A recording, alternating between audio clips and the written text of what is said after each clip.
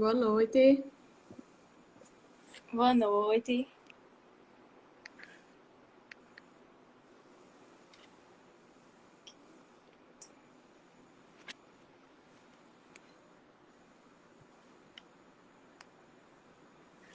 Gente, boa noite. A gente vai fazer essa live hoje para tratar sobre um tema muito interessante, que são os traços jurídicos e psicológicos da violência contra a mulher, falando mais estritamente da Lei Maria da Penha. Meu nome é Larice. Isso, boa noite. Sou Stefânia, sou psicóloga. E hoje, esse tema, que a gente vai falar, sobre essa perspectiva, tanto em relação à questão jurídica quanto à questão psicológica sobre a violência contra a mulher, né? Uma questão de diálogo também, se tiverem perguntas, comentários. E é importante a gente falar até sobre a questão da pandemia, o que foi que a pandemia influenciou nessa questão da violência contra a mulher.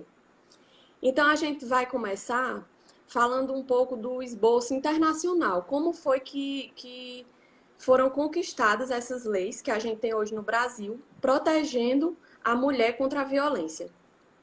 Então, no âmbito internacional, a gente pode citar, por exemplo, a Convenção Interamericana para erradicar a violência contra a mulher.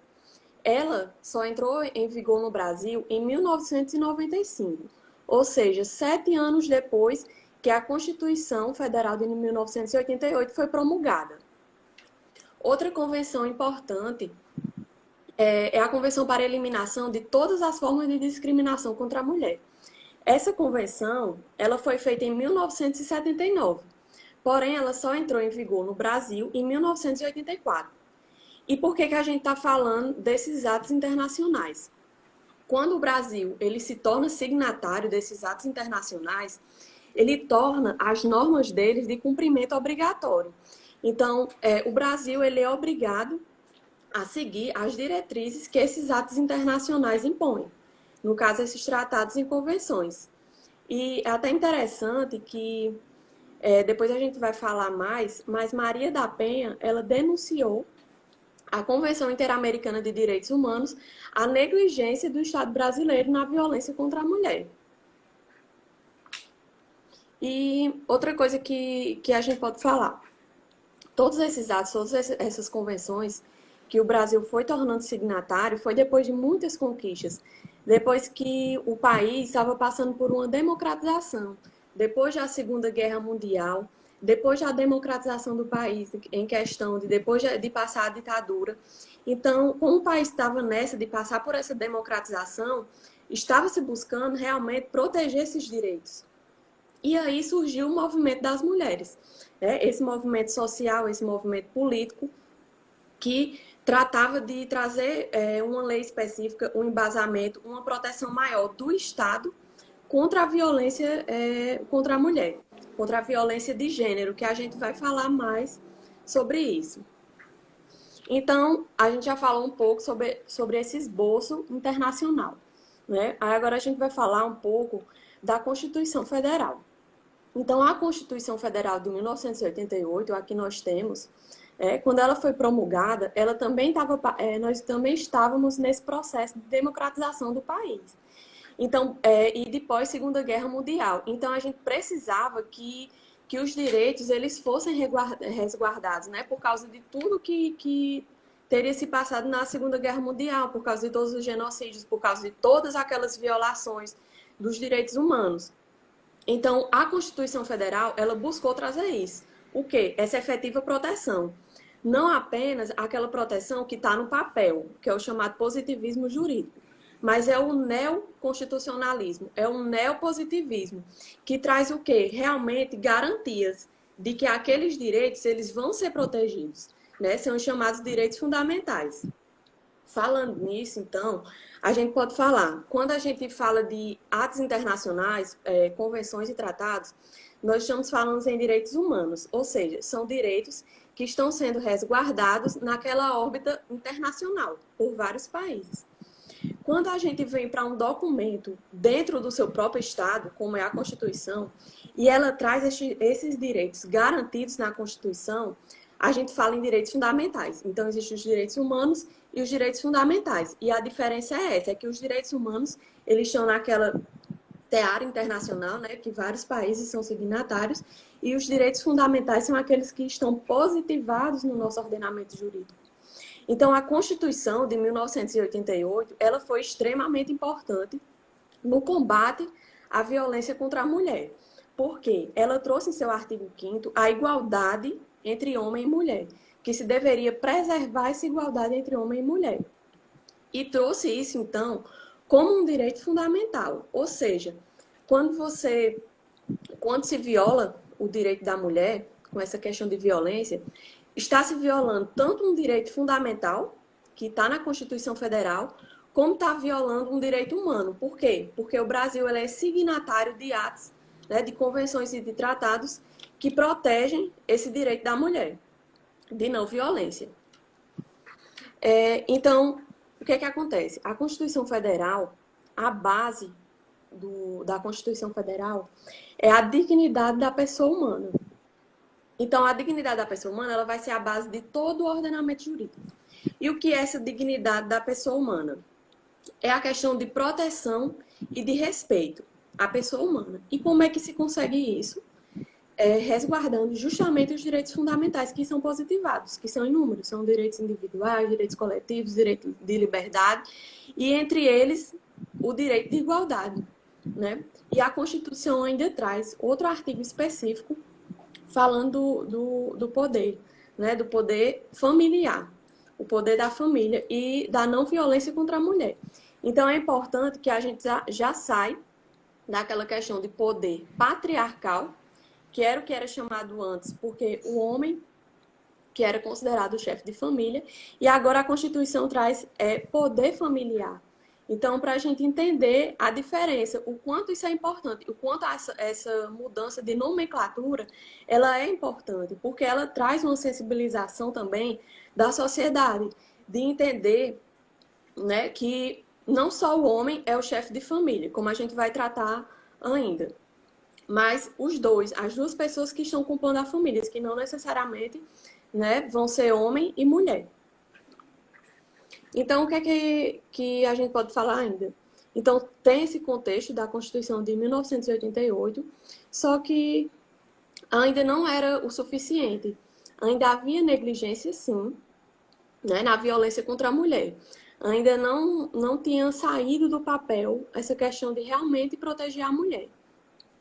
Tanto é que Maria da Penha, que ela é cearense, ela passou mais de 15 anos sofrendo violência doméstica, né, do seu marido.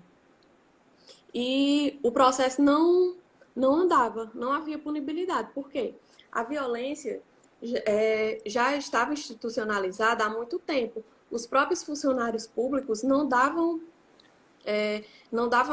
aquela segurança de que realmente iriam fazer alguma coisa, né? Na verdade, quando se chegava na delegacia, por exemplo, eles pediam para a pessoa ir para casa, para a mulher ir para casa, para resolver em casa.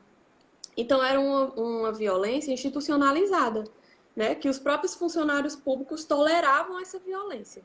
Então, o que acontece? Maria da Penha, depois que tinha sido que foi tentado seu homicídio 3 vezes do seu marido, ela apelou, ela entrou na Convenção Interamericana de Direitos Humanos denunciando o Brasil por negligência, né? Negligência do Estado, porque mesmo havendo realmente a proteção da Constituição Federal, porque a Constituição Federal ela já havia sido promulgada em 1988, mesmo assim a violência continuava e não havia uma punibilidade do infrator.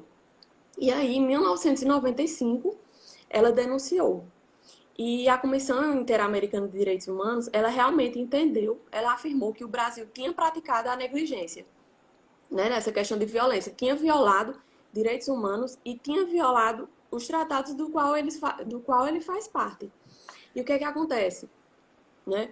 A Comissão Interamericana concluiu que o Estado brasileiro devia fazer a lei específica tratando desse combate, dar uma maior efetividade, inclusive falou em capacitações dos funcionários públicos, ou seja, os funcionários públicos deveriam sim ter uma capacitação para melhor atender essas pessoas que sofrem a violência, né? Porque muitas vezes elas eram submetidas a maiores constrangimentos ainda, diante dos funcionários públicos.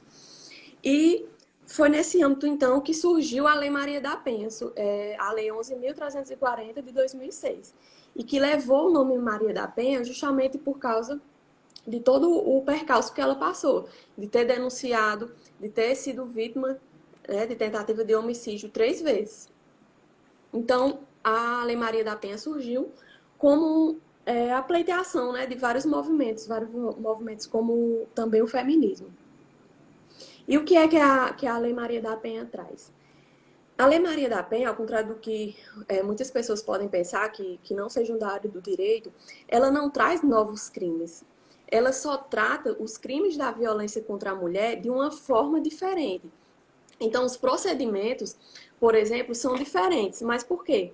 Para dar uma maior efetividade realmente àqueles crimes, né? Que não eram dados, não era dada realmente a sua devida importância, por causa da violência institucionalizada, como a gente já falou, ainda vai falar mais adiante. Então, essa lei, ela surgiu, né, como um embate contra os agressores da violência contra a mulher, e ela traz procedimentos diferentes, medidas, por exemplo, medidas de urgência que você pode tomar contra o agressor, né, que antes não haviam. Então a mulher, ela denunciava e ficava à mercê do seu agressor. Ela chegava em casa, ele sabia e apanhava ainda mais. Então essas medidas, elas vêm para assegurar realmente a efetividade, né, da denúncia, a efetividade realmente de não violência contra a mulher. E qual é um ponto importante que diz? O que é que a lei diz? Ela diz que a violência contra a mulher é toda ação ou omissão baseada no gênero, que acarrete um sofrimento à mulher, seja físico, psicológico, material, patrimonial, moral. Então, o que é que acontece? Não é só um tipo de violência, como algumas pessoas podem pensar. São vários tipos de violência, né? Não só a física. Claro que a física geralmente é a principal, a que fica mais em destaque. Então, Stefânia vai até falar um pouco sobre esses tipos de violência. Isso, né? E como Larissa bem falou sobre os tipos de violência, né? Que muitas vezes se percebe apenas aquela violência física, aquela violência que muitas vezes é mais visível, que muitas vezes a mulher, ela chega, seja numa unidade básica de saúde, chega num CRAS ou num CREAS, num equipamento, e muitas vezes ela não consegue colocar, nomear o que é que ela está vivenciando, né? Muitas vezes ela não consegue descrever o que é que ela está vivenciando, mas ela acaba deixando sinais, né? E aí existe esse tipo de violência, a violência física, que vem ferir justamente a integridade física da mulher. Essa agressão, quando ela é direcionada, o soco, empurrões, né? A violência psicológica, que é considerada uma que está mais presente, né, dos tipos de violência, da física e a psicológica, né? Quando há essa questão de torturar, de humilhar a mulher, né? E aí de ter esse controle, manipulação, de vigilância, o que é que ela está fazendo, ter esse controle sobre a vida dela. E vai afetar diretamente o quê? A autonomia dessa mulher, a autoestima, né? E aí justamente o que é que acontece? Como é que essa mulher ela está se percebendo? Né? E aí o que acontece é essa dependência emocional. Essa dependência emocional do outro, né? do agressor. Então muitas vezes acontece isso. Da mulher não conseguir, porque entra no processo de um ciclo, né? Um ciclo da violência, onde o agressor, ele inicia, né? Apresentando alguns comportamentos de raiva, tentando demonstrar algo, e aí ele vem concretizar de fato a violência, né? E depois vem a fase de lua de mel. O que é essa fase? É meio que um arrependimento. Ele tenta se arrepender, ele busca formas, estratégias de ser carinhoso, de ser carinhosa com a mulher. E aí vamos tentar outra vez. E aí muitas vezes a mulher, né, muitas vezes há essa questão do medo, né, a dependência emocional, mas há essa construção também. Mas se eu tivesse sido uma boa esposa, se eu tivesse sido uma boa mulher, então ela tem esse medo porque é uma construção cultural, social, e aí muitas vezes ela tem esse medo. Então, muitas vezes é porque aquela mulher, ela se encontra em uma questão financeira, a dependência financeira, porque tem os filhos. Então, é importante a gente olhar que contexto é que essa mulher está inserida, né? Que contexto familiar, cultural, social, econômico, essa mulher ela está inserida. E a gente passa a ter esse olhar, né, esse olhar também para além daquela agressão. Ver aquela mulher que também é uma violência, né, como falou, física, psicológica, uma violência também patrimonial. O que é a violência patrimonial? Né? Então, muitas vezes, porque a mulher ela nem tem acesso àquele patrimônio, aquilo que é dela, é um cartão de crédito que foi omitido dela, algo que foi furtado dela, que ela não tem aquele acesso. Então, a violência moral também, uma forma de humilhar a mulher. Muitas vezes utiliza as redes sociais, utiliza de outras formas também. A violência também sexual, né, que muitas vezes é impedido que aquela mulher ela tenha a sua autonomia, a sua liberdade sexual e reprodutiva. Né? E aí é importante a gente pensar nessa perspectiva em que aquela mulher ela se encontra. Então, isso, como é que ela está se vendo, aquela mulher? A autoestima dela. Então, muitas vezes é aquele pensamento. Autoestima, pensamentos negativos em relação a si mesmo. Mas será que eu não sou boa? Mas será o que é que acontece? Então, muitas vezes, o próprio agressor tenta colocar isso. Porque se você tentar colocar isso como culpabilizar o outro por algo que ele mesmo agiu. Então, muitas vezes a mulher ela acaba sentindo esse processo de culpabilização, de sentindo culpado por algo que ela não fez. Mas e aí começam esses pensamentos e afeta diretamente o quê? A autoestima. Como ela está se vendo. Então, assim, para a gente perceber o quanto essa violência é forte, ela não é só a violência física, ela é aquela violência psicológica, ela é aquela violência moral que acaba em uma injúria, por exemplo, que atinge a honra subjetiva da mulher, essa violência patrimonial que Stefânia falou, e a violência sexual também, que muito ocorre. Né? Desde a violência física, a sexual também ocorre muito. E o que é essa violência sexual? O cônjuge, o marido, o namorado, ele não tem o direito de forçar uma relação sexual, por exemplo, só porque a mulher é casada. E não só isso, se ele obrigar a pessoa também, a mulher, a presenciar algum ato sexual, isso também é uma violência sexual. Ou muitas vezes ele quer que essa mulher ele reproduza atos sexuais para fins econômicos. Ele força essa mulher, ele coage essa mulher. Então, isso também é uma violência sexual que muitas vezes a gente não enxerga. Por causa justamente dessa naturalização, que nem a colega falou. É uma violência que já está institucionalizada. Por quê? As instituições, às vezes, toleram, a sociedade tolera, as próprias mulheres toleram e nem percebem isso, né? Então tá tão arraigado, é tão forte que a gente não percebe. Muitas vezes a própria mulher se acha errada realmente. Ela é tida como a culpada. Então é como se ela fosse a vítima duas vezes, né? Uma coisa que a gente pode falar dessa questão dessas crenças, né, socioculturais. Antes existia até o crime, aliás, não existia crime, era considerada a legítima defesa da honra. Então, antes, há muitos anos atrás, o homem ele poderia matar a mulher se soubesse que ela teria cometido adultério. Então, ele poderia matá-la e não seria crime.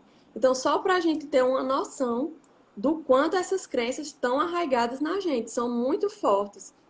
Né? Em pensar que você poderia cometer um homicídio contra uma mulher e não seria crime, apenas pelo fato dela ser mulher, certo? E depois, quando não existia mais essa questão, quando realmente passou a ser crime, né? O homem matar a mulher, muitas vezes ele ainda ia para o tribunal do júri e conseguia a absolvição dos jurados. Por quê?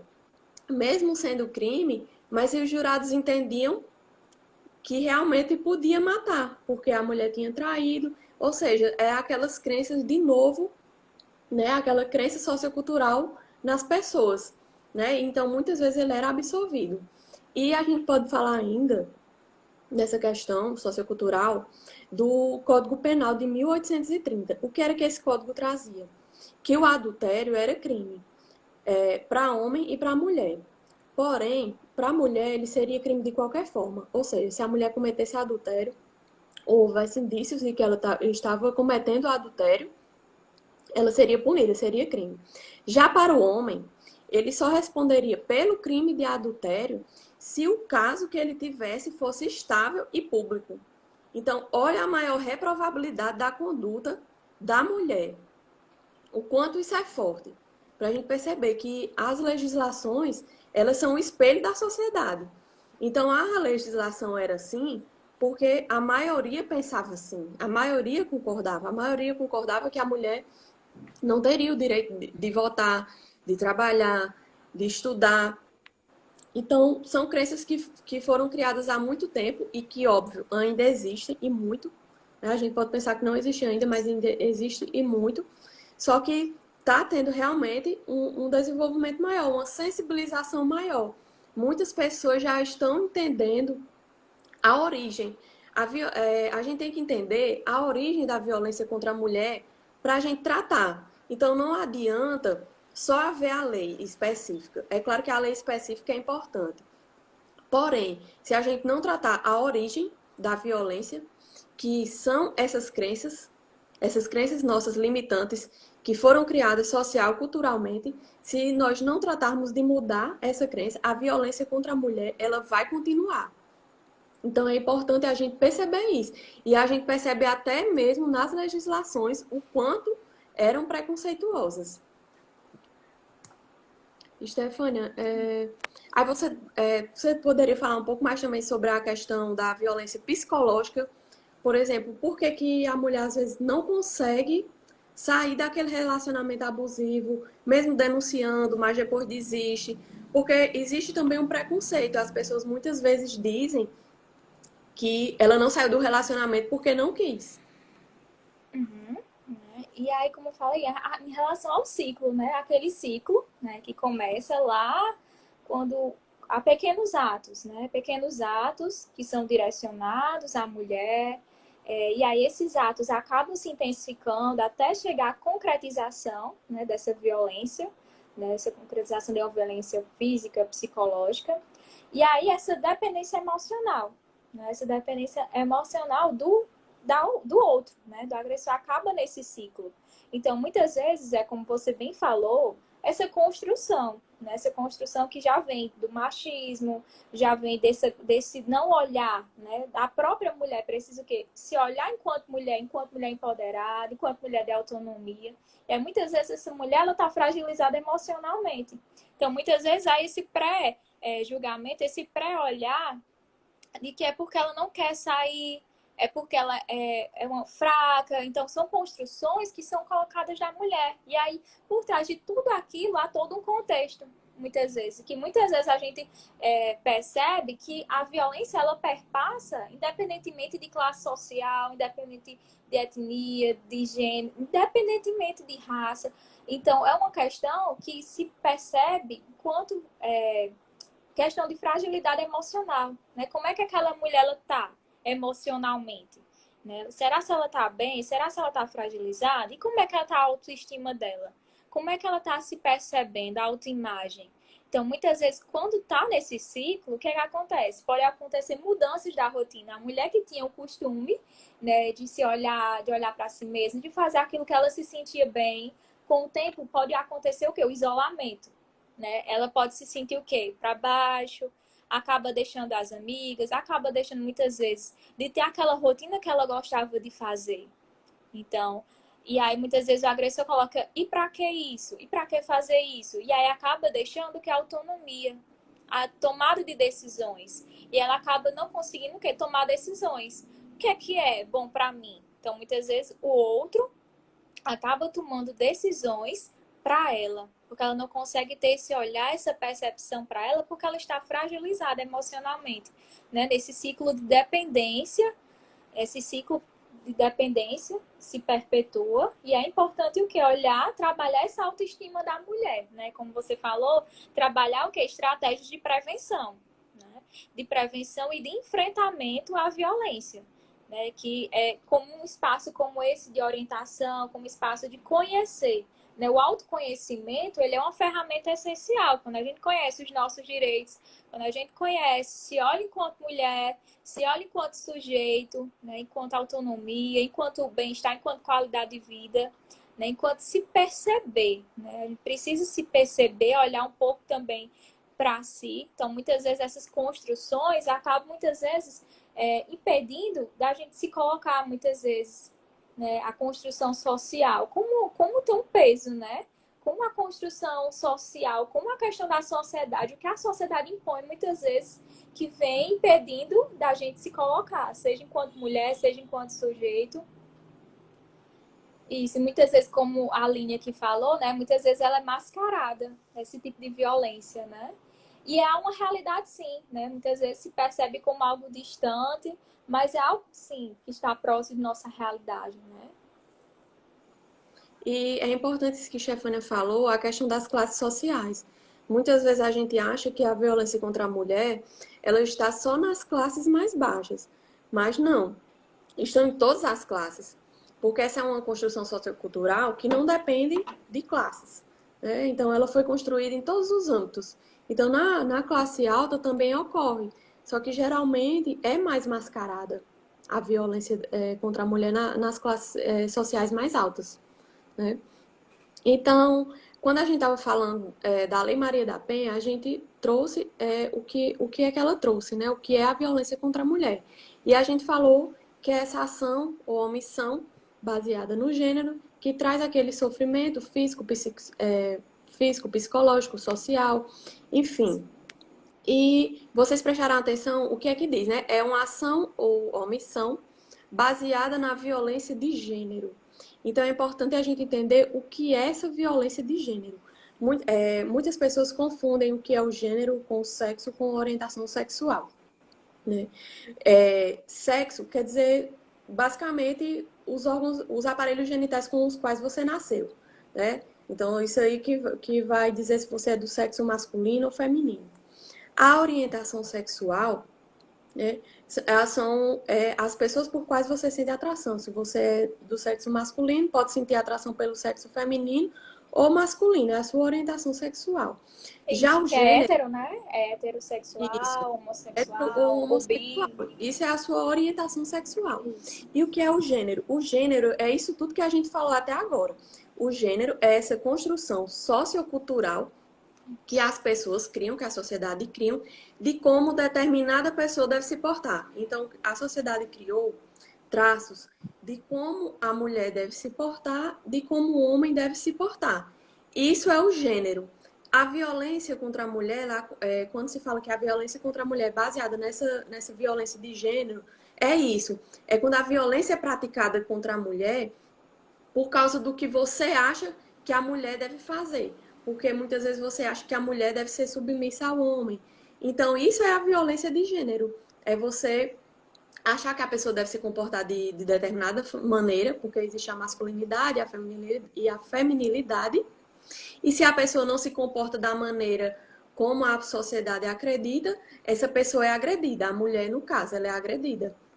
Então, quando essa lei surgiu, ela foi objeto de controle de constitucionalidade. Então, as pessoas queriam que essa lei fosse declarada inconstitucional. E por quê? Porque tratava a mulher de forma diferente, ou seja, estaria violando o direito de igualdade, o direito fundamental de igualdade. Só que não. Por quê? Quando a gente fala no direito fundamental de igualdade, a gente está falando do direito fundamental de igualdade material, é a isonomia material.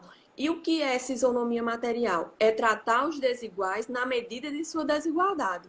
Então, a mulher, ela sempre foi tratada desigual, sendo violado todos os seus direitos. Então, a gente precisava de uma lei específica para punir realmente, né, com mais afinco. Então, isso não está ferindo o direito de igualdade, está dando eficácia ao direito de igualdade material. Então, ela foi, sim, depois declarada constitucional pelo STF, por esse entendimento. A gente pode falar ainda de outras coisas importantes que a Lei Maria da Penha trouxe. Ela trouxe essa questão dos tipos de violência, como a colega já falou, ela falou desses tipos de violência, que a gente já falou, sexual, física, patrimonial. ela deu efetividade no momento em que disse que a lei do juizado especial não deveria mais ser aplicada.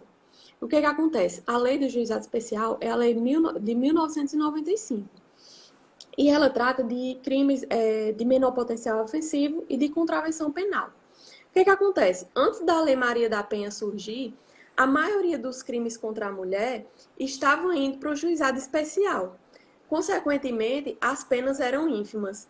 Eram penas de cesta básica, penas de prestação de serviços à comunidade e pena de multa. Então, o que acontece? Estava banalizando a violência contra a mulher. Então, as pessoas continuavam praticando, porque sabiam que o máximo que iria ocorrer era uma multa, era uma cesta básica, era uma prestação de serviço à comunidade. Então, quando a Lei Maria da Penha veio, ela proibiu, disse que não se aplicava os crimes de violência contra a mulher, não se aplicava a lei do juizado especial. Então, isso também foi uma transformação muito grande, que trouxe realmente a eficácia da lei, né?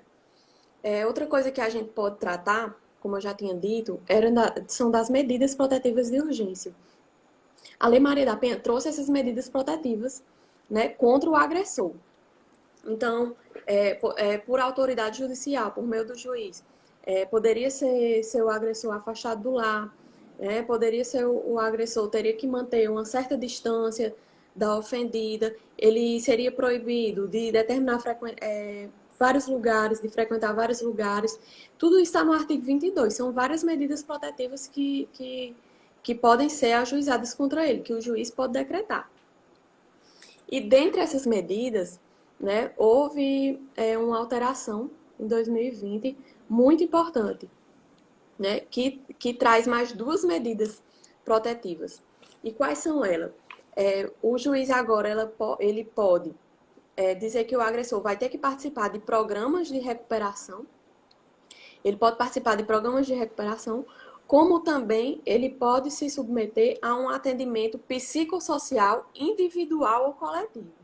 Então, olha como isso é importante. A gente falou que a violência contra a mulher é uma questão sociocultural, que ela não vai ser combatida somente com a lei. A gente tem que tratar a origem do problema. Então, quando a gente fala que o agressor ele vai poder participar de um programa de recuperação, de um programa psicossocial, então tá se atendendo a isso, né? Que aí talvez ele possa se ressocializar, que aí Stefania vai falar um pouco mais sobre isso. Isso, né? E aí ele vem trazer justamente essa perspectiva da vítima e do agressor, no sentido de quê? De ter essa assistência de forma especializada, né? Os profissionais, né? Psicossocial, psicólogo, o assistente social, que darão esse suporte também, né? De uma escuta, de um atendimento, de um acompanhamento, né? Esses profissionais. E aí, quando a gente fala também, é importante não só falar quando há essa violação, a forma também de prevenir também, né? Quando existem também equipamentos, espaços que vão também estar fazendo essa atividade, esse trabalho de prevenção. De prevenção. E quando se trabalha essa prevenção, trabalha não só com a mulher, mas também trabalha nas escolas, também trabalha na comunidade, trabalha em espaços como no CRAS, como no CREAS, de prevenção, né, na proteção social básica, enquanto CRAS, e a proteção social especializada enquanto CRES, quando aquele direito ele já é violado. Né? E aí, trabalhar também, né, a partir de uma perspectiva, né, quando se diz multiprofissional, né, e aí vai ter o psicólogo, vai ter o assistente social, né, pensar a vítima, o agressor, de uma forma integrada, né, ele não é só apenas aquele sujeito que violou um direito, mas é um sujeito também que tem toda uma constituição, um sujeito também que tem toda uma questão psicológica, social, né, e aí eu lembro uma das falas que tinha que colocaram aqui, que muitas vezes o acesso, né? Esse acesso, como é que se dá esse acesso àquela população que ela é de vulnerabilidade, né? Como a gente falou, que independentemente da classe social, mas existem algumas pessoas que têm esse acesso, né, facilitado, mas que existem também políticas públicas, né, que têm esse acesso, né, para a comunidade, a política pública enquanto direito. Né? E aí entra, enquanto política pública, né, os centros de referência especializados, que vai dar dando esse suporte, né? A vítima, ao agressor, à comunidade, à família, né, de estar justamente nessa perspectiva de ressocializar, uma perspectiva também de fortalecer esses vínculos, de recuperar esses vínculos. E como a gente sabe, o direito penal, ele acredita na ressocialização. Então, quando há essa mudança da lei, dizendo que pode ser imposto ao agressor que ele participe de programas de recuperação ou participe de um atendimento psicossocial, está realmente dando ênfase a essa questão da ressocialização, porque ele pode vir a se ressocializar, a não praticar mais o crime. Então, isso é extremamente importante. E outra coisa que a Lei Maria da Penha trouxe, que o Stefani até já falou também, foi a questão do atendimento multidisciplinar. Então, o Poder Judiciário, o Ministério Público, ele deve ter uma equipe multidisciplinar integrada para ajudar, para auxiliar. Então, a equipe de psicólogos, de assistentes sociais são extremamente relevantes, porque eles vão entender a demanda, eles vão fazer parecer, eles vão dar ao juiz, ao Ministério Público, à Defensoria, um olhar diferente de como tratar a vítima nesse momento, para ela não ser uma revítima, para não haver uma revitimização da vítima. Porque o que acontece? Muitas vezes a vítima vai na delegacia e ela presta lá o seu depoimento. Muitas vezes a qualidade dos funcionários, né, não dá realmente aquela segurança à mulher. Então ela já vai lá e já depõe constrangida. O que acontece? Depois ela vai para o juiz e vai depor de novo. Então ela vai ser vítima duas vezes, porque ela vai ter que contar aquele fato de novo, vai se constranger de novo, vai sofrer de novo, vai lembrar de tudo. Então, a Lei Maria da Penha também trouxe isso, essa questão de não vitimizar a pessoa, a mulher, né, duas vezes. E trouxe essa questão do atendimento multidisciplinar, que é extremamente importante. Outra coisa que ela trouxe é que a mulher ela deve estar acompanhada em todos os procedimentos por advogado, exceto no artigo 19, que trata dessas medidas protetivas de urgência que a gente já falou. Ou seja, se ela for pedir uma medida de afastamento do cônjuge, por exemplo, não vai precisar estar acompanhada de advogado. Ela pode pedir. E, falando nisso, outra mudança de extrema importância ocorreu ano passado, né, a Lei 2019, e que foi também muito criticada, foi muito debatida essa mudança. E o que é que ela traz? Ela traz que, se houver risco, né, de integridade iminente ou atual à vítima, de perigo à sua saúde, à sua integridade física, a autoridade judicial pode decretar o afastamento do agressor do lar, isso já era possível, a autoridade judicial, o juiz. E é o que ela acrescentou? Que agora não só o juiz, o delegado, ele vai poder decretar o afastamento imediato do agressor, se o município não for sede de comarca. E ainda, fora o delegado, o policial agora vai poder decretar o afastamento do agressor do lar se o município não for sede de comarca e se o delegado não estiver no momento da denúncia. Então, olha como foi importante essa atualização. Mesmo ela sendo muito debatida, muito criticada, por a questão de dar esse poder ao delegado e ao policial, não se pode negar que houve mais efetividade ainda à lei, a questão da violência contra a mulher. Se ela de imediato vai na delegacia e o policial ou o delegado ele pode decretar esse afastamento, ela vai se sentir muito mais segura e provavelmente não irá sofrer nova agressão. Porque o que acontece é que ela volta para casa e sofre outras agressões. E assim vai. E outra coisa que a Lei Maria da Penha traz é que não vai ser concedida liberdade provisória ao preso se houver risco à integridade realmente da vítima. Então, ele poderia receber a liberdade provisória, responder o processo em liberdade, mesmo tendo acatado alguma daquelas medidas de afastamento e tudo, mas se mesmo assim houver aquele risco de violência, vai ser decretada a prisão dele, né? Não vai ser concedida a liberdade provisória. Então é extremamente importante essa questão da gente realmente dar efetividade à lei, de fazer a lei sair do papel. Então, essa de 2019 realmente foi uma das mais importantes. Stefânia? Isso, né?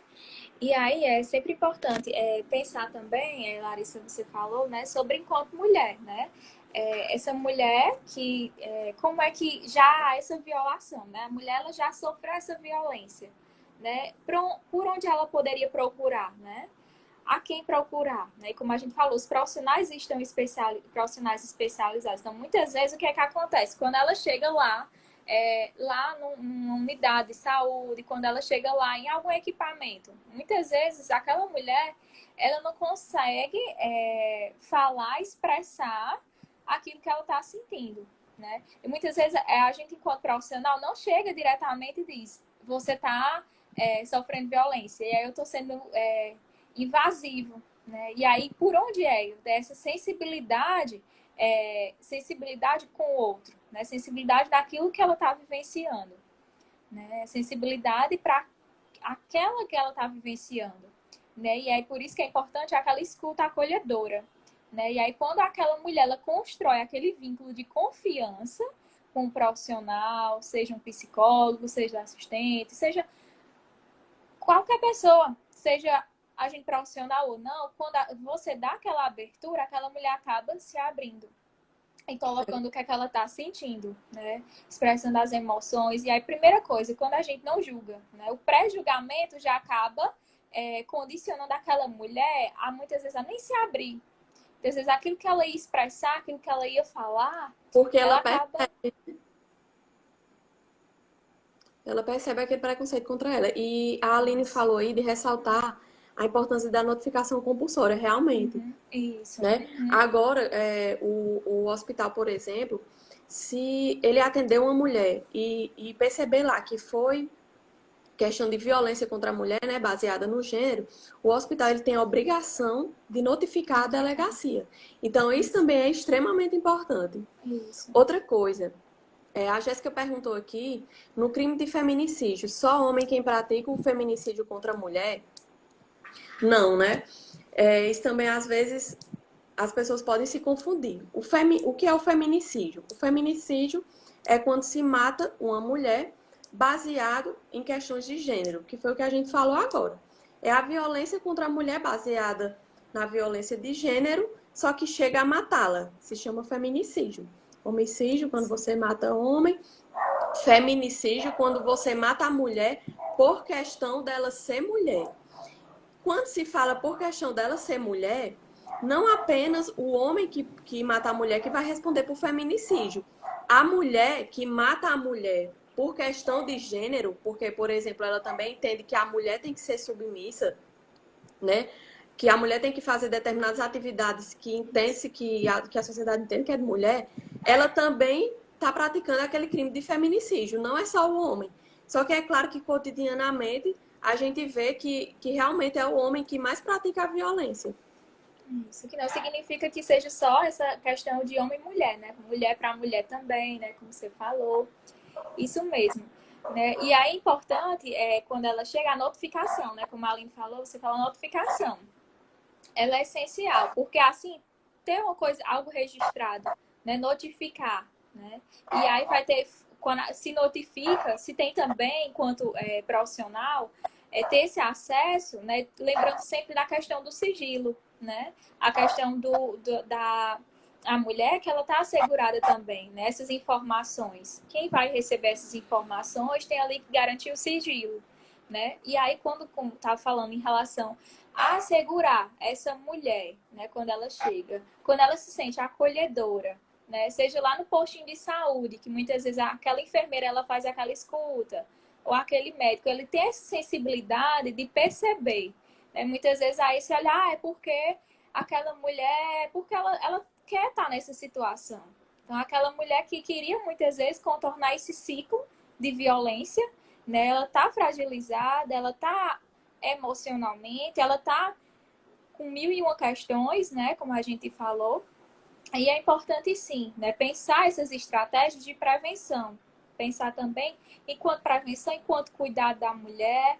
E aí se perpassa em várias questões, como por exemplo, enquanto profissional, não é só o profissional, seja o assistente social, o psicólogo, que pode ter esse olhar, né? Quando a gente fala ao médico, é o enfermeiro, é o profissional lá do hospital, é o profissional muitas vezes lá da escola que percebe que alguma mãe está sofrendo algum tipo de violência.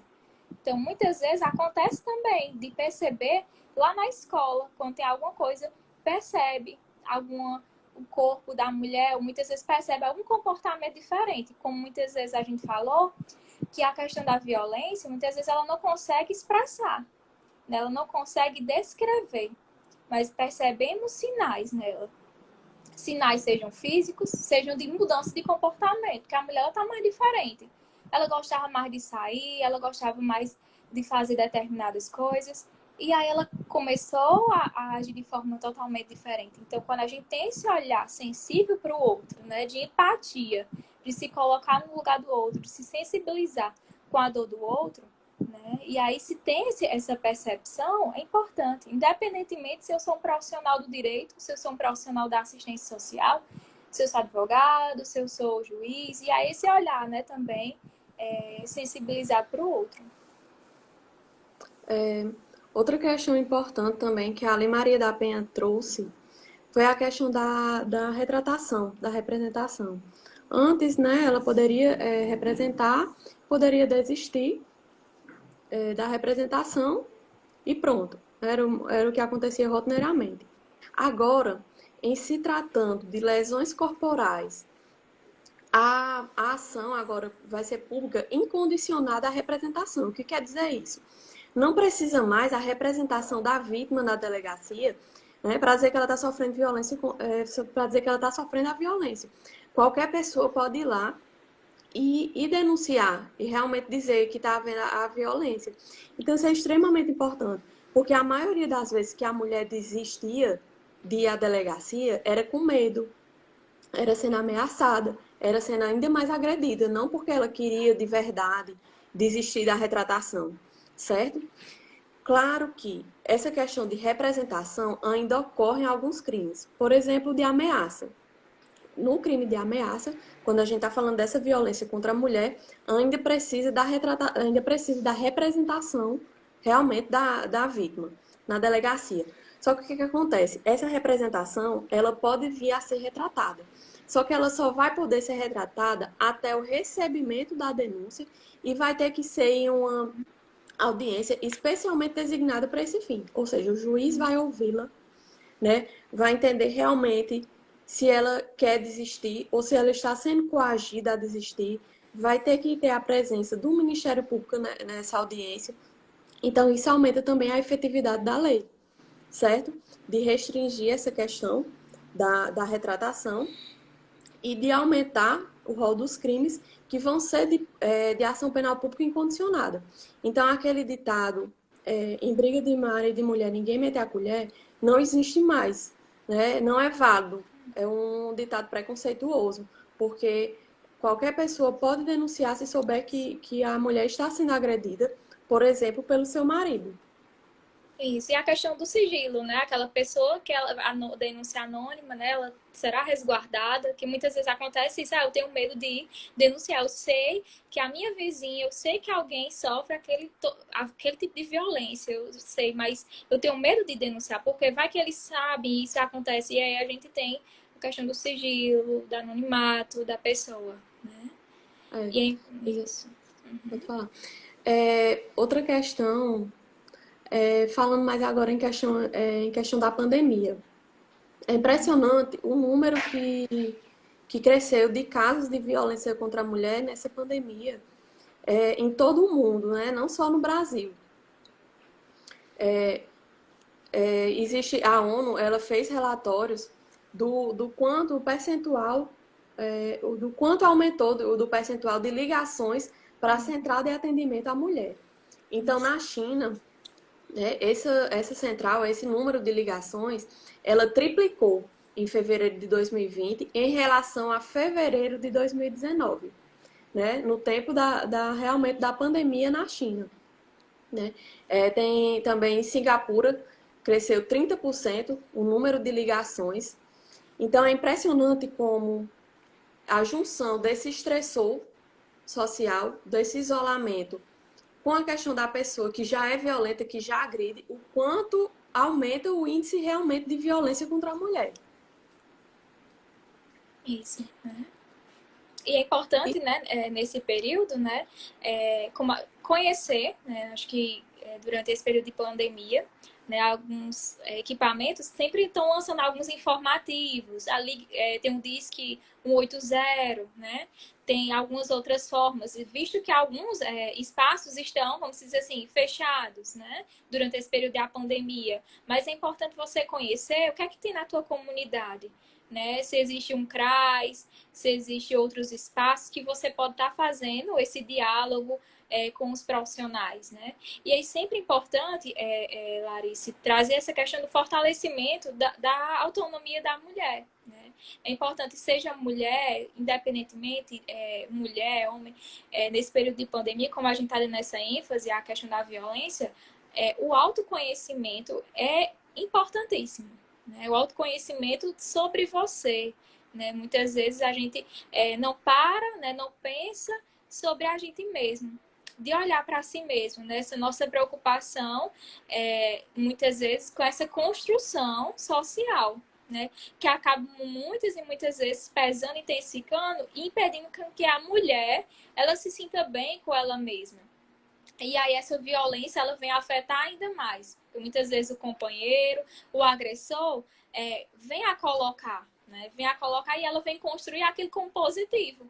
Vem construir aquilo como verdadeiro. Aquela crença que a gente desde o início vem falando. Que ela é a culpada, que muitas ela é a fracassada. E aí, como a gente vê como essa construção social. Então, como muitas vezes a gente está tão apegado, o que é que a sociedade quer, o que a sociedade impõe. E é importante, muitas vezes, desconstruir, né? Você pensar, mas olhar para si mesmo, né? Olhar enquanto pessoa, enquanto sujeito de direitos, né? Enquanto sujeito de direitos e deveres, mas também trabalhar a sua autonomia. Como a gente fala, o empoderamento é você ser você mesma, né? Muitas vezes a gente está tão enraizado a uma sociedade que traz o preconceito, que traz uma visão negativa. E aí, será que eu estou olhando para mim mesmo? Será se eu estou querendo ser aquilo que o outro quer que eu seja, deixando de eu ser eu mesmo, né? E a gente para, muitas vezes, o autoconhecimento, né? Olhar para si mesmo, né? Nesse período. e falando ainda nessa questão de pandemia, tem alguns dados também da ONU falando que no estado de São Paulo o número de feminicídio ele aumentou em 46% em março de 2020, quando comparado a março de 2019. Então, cresceu quase 50% o número de homens que mataram mulheres em questão de por causa da violência, por causa baseada em gênero. Então, olha como é forte. Isso só no estado de São Paulo. No Acre, esse número ele cresceu 100%. No Rio Grande do Norte, esse número do feminicídio ocorreu em 300%. Então, olha como é importante trabalhar, entender por que acontece essa violência de gênero, tentar trabalhar a origem disso, porque os casos, mesmo com a lei específica, mesmo com todo o ordenamento jurídico protegendo, a gente vê que ainda ocorre muito, né? E em tempos de pandemia ainda aumentou, que era quando deveria ocorrer uma maior sensibilização, na verdade. Até teve movimentos no estado de São Paulo de mulheres que fizeram um aplicativo que as mulheres que estavam sofrendo violência doméstica poderiam contactá-las no WhatsApp e poderiam até ir para a casa dessas pessoas. Então, a gente também, além de falar da violência, mas a gente tem que falar também de coisas boas, da generosidade. Olha como essa ideia é interessante que surgiu. Se a mulher tivesse com medo, sofrendo alguma violência, ela poderia falar no WhatsApp com a outra, que nem a conhece, para ir para a casa dela, né? Como para se proteger da pessoa que estava lhe agredindo. Então, é importante a gente fazer essa sensibilização. E principalmente em tempos de pandemia, saber o quanto é importante trabalhar essa questão do gênero, entender que essa questão de impor às mulheres determinados deveres que a gente acha que é de mulher é uma construção social-cultural. Então, a gente tem que refletir porque quando a gente tem determinado julgamento, tem determinada conduta, de preconceito, a gente tem que refletir, se perguntar por que que eu acho isso. E quando você responder a pergunta, você vai se perguntar o porquê de novo. E você vai perceber que não vai haver um fundamento científico para a sua resposta. E é aí que você vai entender que é só uma construção sociocultural, que nem Samile disse.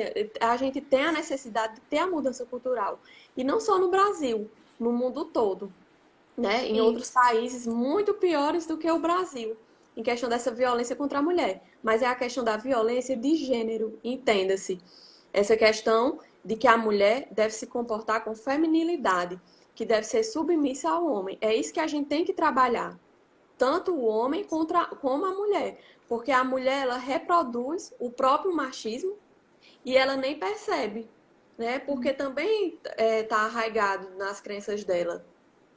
Isso, né? E como até a Samile falou, né? Realmente é essa questão cultural mesmo, é se permitir também, né? Se permitir desconstruir isso, se permitir estar com a mente aberta, se abrir ao novo, se abrir àquilo que te traz leveza enquanto respeito, enquanto mulher, enquanto autonomia.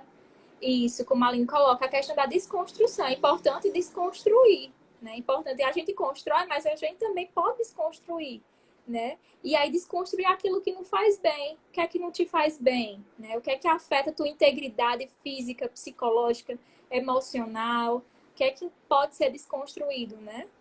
E quando tem uma música, né, de Raul Seixas, ele fala da metamorfose ambulante. A gente é essa metamorfose ambulante, mas a gente também tem que se permitir construir e desconstruir o que é legal, o que é que não é legal.